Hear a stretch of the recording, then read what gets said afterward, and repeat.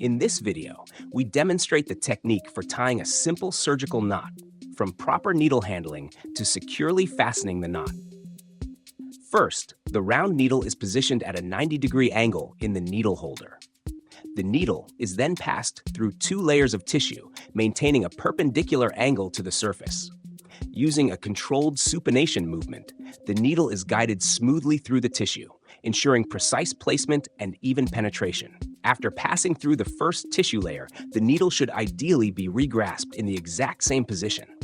This ensures that the passage through the second layer maintains the same alignment and controlled movement, allowing for a clean and consistent stitch placement.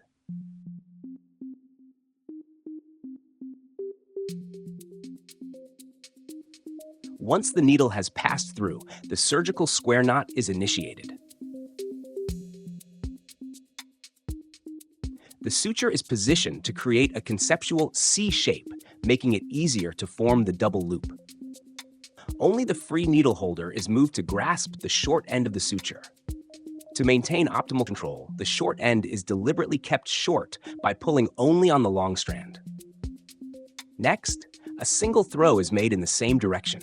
The suture is repositioned carefully, ensuring the correct alignment. If the C shape is not perfectly visible, the key is to maintain a parallel alignment between the needle holder and the strand forming the loop.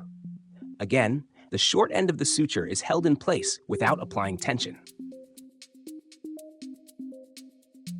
A final single throw is then made in the opposite direction to securely lock the knot. To keep the instruments within the field of view and maintain precision, slight repositioning of the needle holders may be necessary. To complete the process, the long suture end is trimmed. The surgical knot is now secure, providing a strong and stable fixation of the tissue.